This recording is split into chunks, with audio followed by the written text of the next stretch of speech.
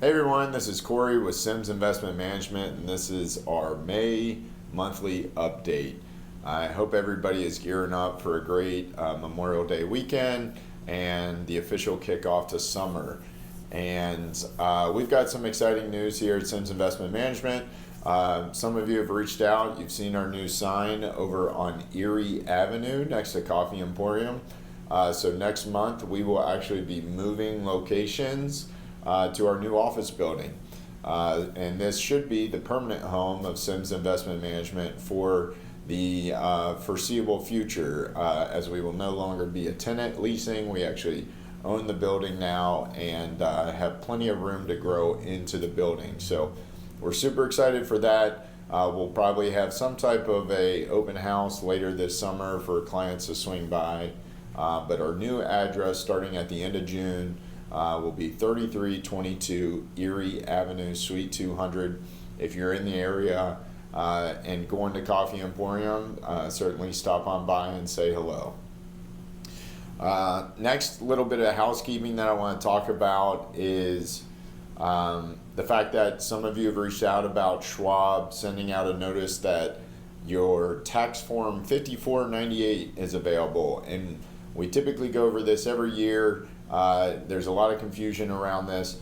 The form 5498 comes out by May 30th every year. It's after you file your taxes, and it is just a notice. It's really just for information purposes only, to show what type of contributions you made to your IRAs for the previous year.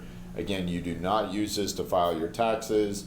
You don't need to do anything with it. It is strictly a file it away type of form. Candidly, I'm not sure why they even send them out anymore, but they do. So you can stock it away, and that's all you need to do with it. The market keeps rolling on. We're hovering right around a 10% year-to-date gain, which historically is about the average.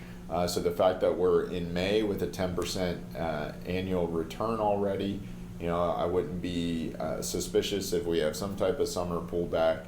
We are in an election year, and so typically we average about a 17% pullback at any given point during an election year.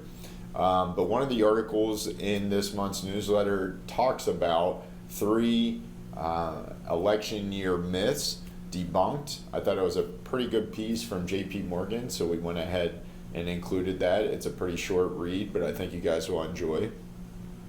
And the other topic that I wanted to touch on today briefly was Social Security. We get a lot of questions about Social Security when we do retirement planning meetings.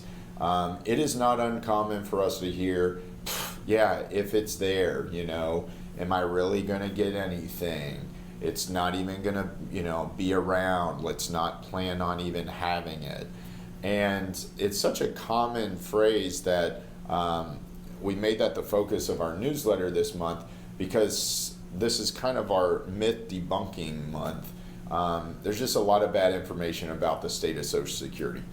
So for those of you that don't know, the last time that Social Security was reformed was in the early 1980s. George W. Bush actually ran on this in the 2000s, saying, hey, let's address this now. But it is a political football. Not many politicians are willing to stick their neck out and address Social Security, even though it needs addressed. One of the great analogies that I've heard is if you're driving 100 miles an hour and you've got 10 miles until a cliff, you don't have to take your foot off the accelerator until you're about a half a mile away to slow your car down. So we still have a lot of room until Social Security truly would face dire circumstances, and that's why politicians seem to keep kicking the can down the road for the next person. But some great stats is if politicians decide to do absolutely nothing, Social Security will not go away.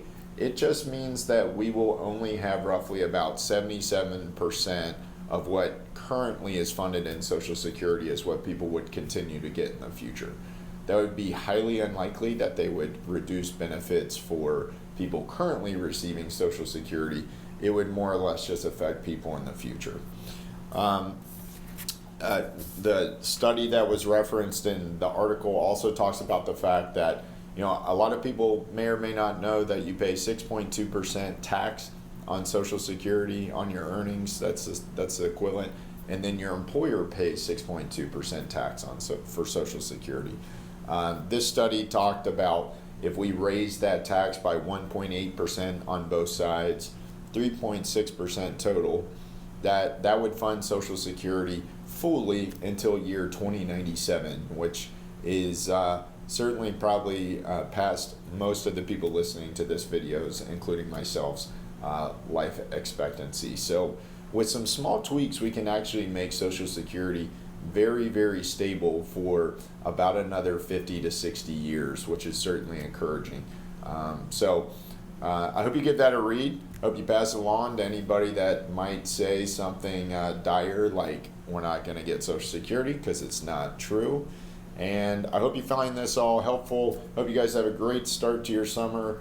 If you need anything from us, you know where to find us. Soon we'll have a new home, and we'll do a video from there in June. Thanks.